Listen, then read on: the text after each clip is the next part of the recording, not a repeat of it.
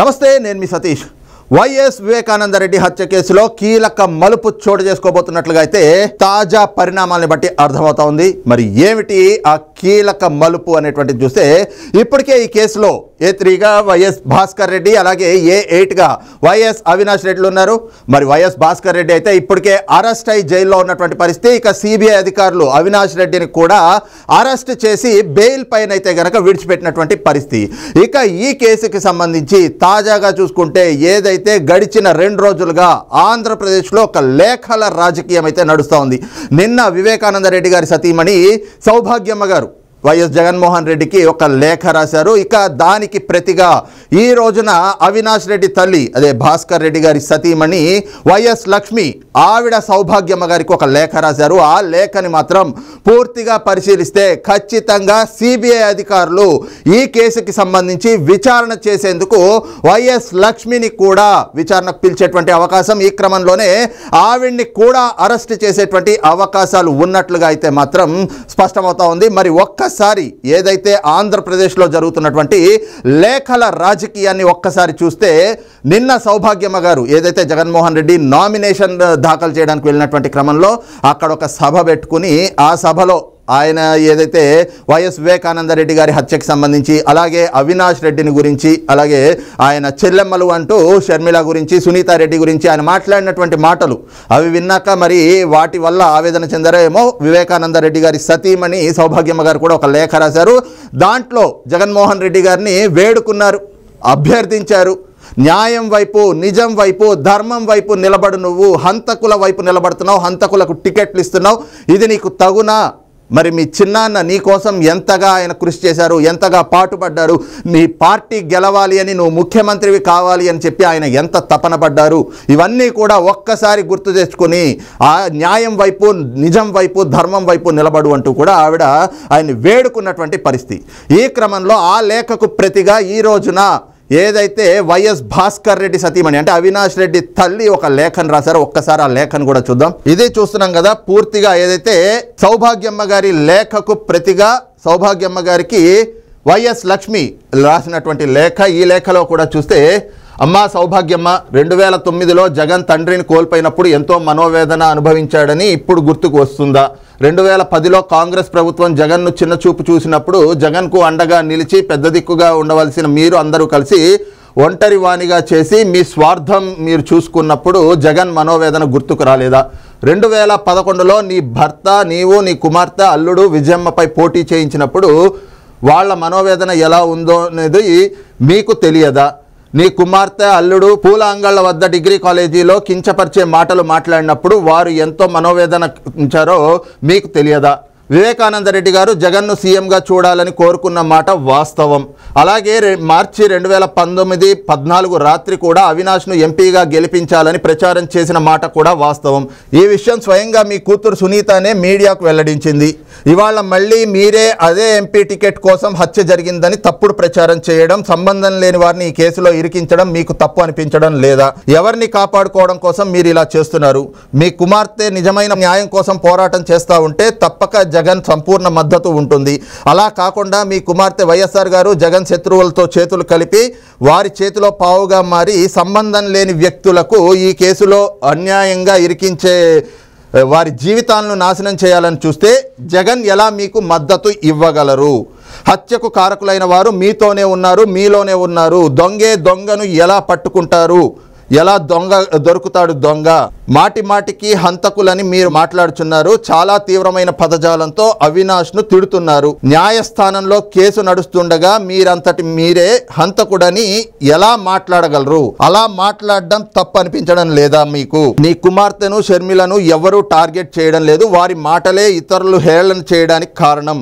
ఇప్పటికైనా వైఎస్ఆర్ గారు జగన్ శత్రువుల చేతుల్లో పావుగా కాకుండా వారి కుట్రలు, కుతంత్రాల నుంచి బయటకు వచ్చి చేసిన తప్పు తెలుసుకొని నిజమైన న్యాయ పోరాటం చేయండి. అన్యాయంగా మీ వలన బాధింపబడిన వారు ఎంత ఇబ్బంది పడుతున్నారో అర్థం చేసుకునే ప్రయత్నం చేయండి. నిజం ఎంత లోతులో దాచినా దాగదు, తప్పకుండా బయటకు పడుతుంది. ఇది ఇట్లు YS Lakshmi, wife of YS Bhaskar Reddy, Pulivendula.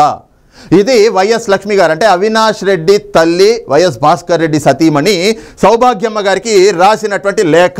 ఈ లేఖలో ఆవిడే చెప్తా ఉన్నారు, ఏదైతే 2009లో జగన్మోహన్ రెడ్డి మనోవేదన పడ్డాడు వాస్తవమే, మరి 2010లో కాంగ్రెస్ ప్రభుత్వం చిన్న చూపు చూసిందా? 2010లో జరిగినటువంటి ఘటన ఏమిటి?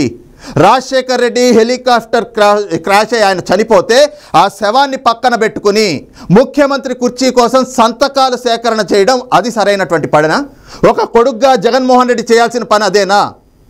ఆ విషయంలో ముఖ్యమంత్రి పదవి ఆయనకి ఇవ్వలేదు అని చెప్పి కాంగ్రెస్ పార్టీని విభేదించి బయటకు వచ్చాడు.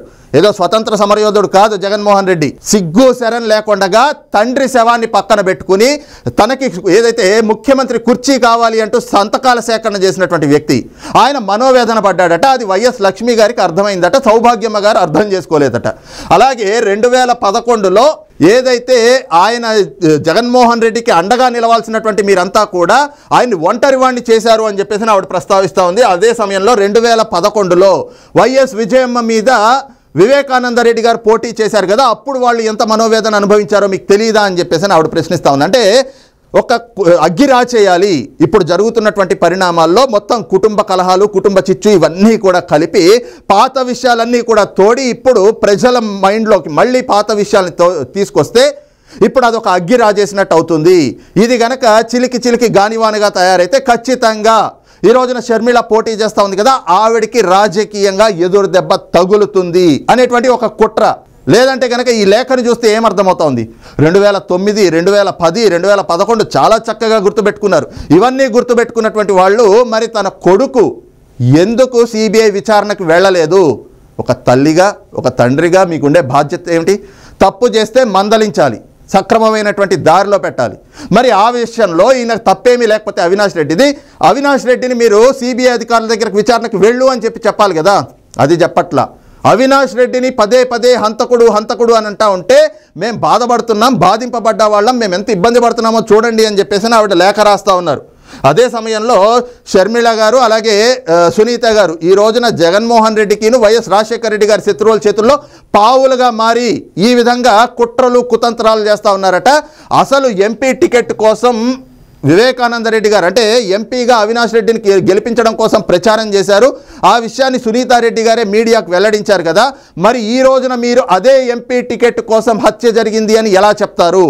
ఇప్పటికీ కేసు ఇంకా కోర్టులో ఉండగా మీరు హంతకుడని ఎలా నిర్ధారించేస్తారు అని చెప్పి వైఎస్ లక్ష్మి గారు అడుగుతా ఉన్నారు.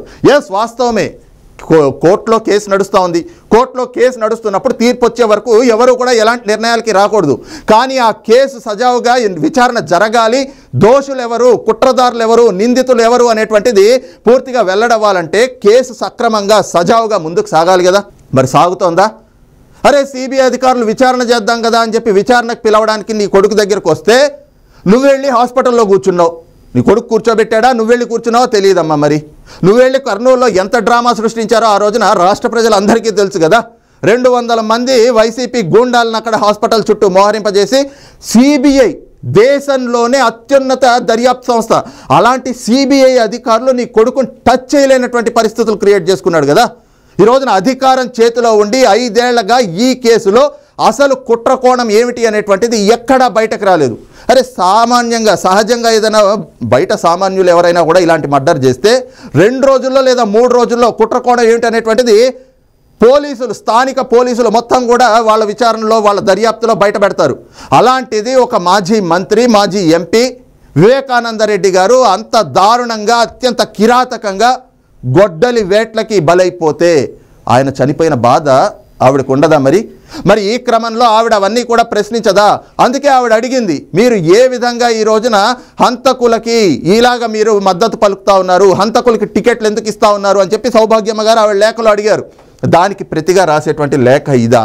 ఈ లేఖని ఈ రోజున సిబిఐ గనక పరిశీలిస్తే ఖచ్చితంగా సిబిఐ అయితే గనక దీనిపైన దృష్టి సారిస్తుంది. ఎందుకంటే జరుగుతున్నటువంటి పరిణామాలన్నీ కూడా ప్రతి అంశం పైన సిబిఐ విచారణ జరుపుతోంది కాబట్టి ఈ లేఖని కూడా పరిశీలించిన తర్వాత ఖచ్చితంగా సిబిఐ అయితే గనక వైఎస్ లక్ష్మి అంటే భాస్కర్ రెడ్డి గారి సతీమణి అలాగే అవినాష్ రెడ్డి గారి తల్లి అయినటువంటి వైఎస్ లక్ష్మిని ఈవిడ్ని కూడా విచారణకు పిలిచేటువంటి అవకాశం ఈ క్రమంలోనే మరి ఎందుకంటే ఇవన్నీ చూస్తూ ఉంటే ఈ హత్యకు సంబంధించినటువంటి అంశాలన్నీ కూడా ఆవిడకి తెలిసినట్లుగానే కనిపిస్తూ ఉంది. ఎంపీ టికెట్ కోసం హత్య చేయలేదని చెప్తా ఉన్నారు. అవినాష్ రెడ్డి, జగన్మోహన్ రెడ్డి ఏదైతే నిన్న చెప్పాడో అవినాష్ రెడ్డి అమాయకుడు, చిన్నపిల్లోడు అని, ఈవిడ అదే చెప్తోంది. ఎస్, తల్లిగా నీ కొడుకు నీకు చిన్నపిల్లవాడిగానే కనిపిస్తూ ఉండొచ్చు, అమాయకుడిగానే కనిపిస్తూ ఉండొచ్చు.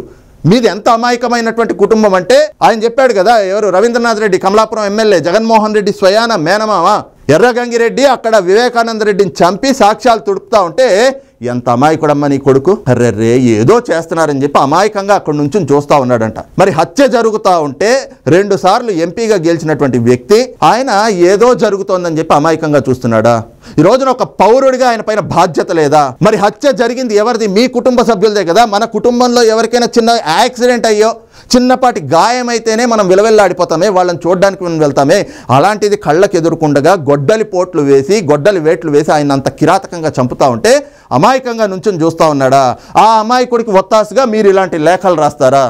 ఇవన్నీ చూసిన తర్వాత ఖచ్చితంగా ఈ అంశాలకు సంబంధించి ఇప్పటి వరకు అయితే ఇందులో వైఎస్ భాస్కర్ రెడ్డి, వైఎస్ అవినాష్ రెడ్డిల పాత్ర మాత్రమే ఉందనుకున్నాం. కానీ ఈ లేఖని చదివితే మాత్రం ఖచ్చితంగా ఇందులో వైఎస్ లక్ష్మి, భాస్కర్ రెడ్డి గారి సతీమణి ప్రమేయం కూడా ఉంది, ఆవిడ పాత్ర కూడా ఉందేమో అన్నటువంటి అనుమానాలు కలుగుతున్నాయి. ఈ క్రమంలోనే ఈ లేఖను పరిశీలించాక ఖచ్చితంగా సిబిఐ అధికారులు అయితే మాత్రం వైఎస్ లక్ష్మి గారిని కూడా అరెస్ట్ చేసేటువంటి అవకాశం ఉంది. ఈ క్రమంలోనే ప్రధానంగా మొన్న అవినాష్ రెడ్డి కూడా ఏదో ప్రెస్ మీట్ పెట్టి ఆయన మాట్లాడినటువంటి మాటలు ఎంత అమాయకంగా అంటే, ఆ అమాయకమైనటువంటి మాటలు చూస్తే అరే ఇంత అమాయకమైనటువంటి కుటుంబమా వీళ్ళది అని చెప్పి అనిపిస్తుంది. అవినాష్ రెడ్డి మాట్లాడుతూ ఉన్నాడు, నా తండ్రి 70 ఏళ్ల వయసులో ఇప్పుడు జైల్లో ఉన్నాడు, ఆయన ఎలా ఉన్నారో, రోజులు ఎలా గడుస్తున్నాయో అని చెప్పి మేము ఆవేదన చెందుతున్నామని చెప్పి, అసలు ఆస్కార్ లెవెల్ యాక్టింగ్ అదంతా కూడా. వాళ్ళ నటనను చూస్తే ఆస్కార్ అవార్డులు కూడా సరిపోవు, దానికంటే పెద్ద అవార్డులు ఏమైనా పెట్టి ఈ అవినాష్ రెడ్డి కుటుంబానికి ఇవ్వాలేమో, జగన్మోహన్ రెడ్డికి, ఆ వైఎస్ కుటుంబానికి ఇవ్వాలేమో అనిపిస్తూ ఉంటుంది. 70 ఏళ్ల వయసులో నీ తండ్రి జైల్లో ఉంటే నీకు బాధ అనిపిస్తుంది. మరి అదే 70 ఏళ్ల వయసు ఉన్నటువంటి తండ్రిని కోల్పోయిన సునీతారెడ్డిని చూస్తే బాధ అనిపించట్లేదా? వివేకానంద రెడ్డి గారిని అంత కిరాతకంగా గొడ్డలి వేట్లు వేసి చంపితే అమాయకంగా నిలబడి చూస్తూ ఉన్నాం అని చెప్పేసి రవీంద్రనాథ్ రెడ్డి చెప్పాడు కదా, అప్పుడు బాధ అనిపించలేదా? ఈ అంశాలన్నీ కూడా ఈ రోజున ప్రతిపక్షాలు లేవనెత్తా ఉన్నాయి, ప్రజా సంఘాలు లేవనెత్తా ఉన్నాయి. అలాగే నిన్న జగన్మోహన్ రెడ్డి మాట్లాడినటువంటి మాటలు, అవినాష్ రెడ్డి అమాయకుడు, చిన్నపిల్లోడు, అవినాష్ రెడ్డి జీవితంతో ఆడుకుంటున్నారు. దానికి ధీటుగానే నిన్న షర్మిల గారు కూడా సమాధానం చెప్పారు కదా, ఎవరు అమాయకుడో ఎవరు హంతకుడో అందరికీ సిబిఐ ఛార్జ్షీట్ను ఒక్కసారి పరిశీలిస్తే రాష్ట్ర ప్రజలందరికీ కూడా అర్థమైపోయింది. కానీ ఈ రోజున కల్లబొల్లి మాటలు చెప్పి ఈ విధంగా ప్రజలను డైవర్ట్ చేయాలి అని ఏదో విధంగా మళ్ళీ మభ్యపెట్టి ఓట్లు దండుకుందామనేటువంటి కుట్రలు చేస్తూ ఉంటే ప్రజలు ఇప్పుడు అంత అమాయకంగా లేరు. జగన్మోహన్ రెడ్డి ఖచ్చితంగా నీకు రేపు ఎన్నికల్లో ప్రజలు ఓటు రూపంలో బుద్ధి చెప్తారు, ఖచ్చితంగా ఒక గుణపాఠాన్ని అయితే నేర్పి తీరుతారు అని షర్మిల గారు కూడా చెప్పారు. ఇక ఈ క్రమంలోనే పూర్తిగా జరుగుతున్నటువంటి పరిణామాలన్నీ చూసిన తర్వాత ఈ లేఖ రాజకీయాలతోటి ఆంధ్రప్రదేశ్ రాజకీయాలు, ముఖ్యంగా కడప జిల్లా, అందులోనూ పులివెందుల రాజకీయాలు మాత్రం వేడెక్కుతా ఉన్నాయి. కారణం ఏమిటి అంటే జగన్మోహన్ రెడ్డికి వెన్నులో వణుకు పుట్టుకుంటా ఉంది. కారణం ఏమిటి అంటే వివేకానంద రెడ్డి గారికి పులివెందులతో ఉన్నటువంటి అటాచ్మెంట్, కడప జిల్లా రాజకీయాలతో ఉన్నటువంటి అటాచ్మెంట్, ఇవన్నీ చూసిన తర్వాత ఖచ్చితంగా జగన్మోహన్ రెడ్డికి రేపు పులివెందుల్లో డిపాజిట్లు రావడం కూడా కష్టమే అనేటువంటిది చాలా స్పష్టంగా కనిపిస్తూ ఉంది. కాబట్టి ఇలాంటి రాజకీయాలకైతే, లేఖ రాజకీయాలకు తెరలేపుతా ఉన్నాడు. ఇవన్నీ కూడా బూమరాంగ్ అవ్వడం ఖాయం. ఖచ్చితంగా రేపు ఎన్నికల్లో ఈ అంశాలన్నీ కూడా జగన్మోహన్ రెడ్డికి ఒక చంపబెట్టుగా మారబోతా ఉన్నాయన్నటువంటి అభిప్రాయాలు కూడా రాజకీయ విశ్లేషకుల నుంచి వ్యక్తమవుతా ఉన్నాయి. మరి ఈ అంశంపైన మీ అభిప్రాయం ఏంటనేటువంటిది కూడా కింద కామెంట్ సెక్షన్లో మెన్షన్ చేయండి. Thank you.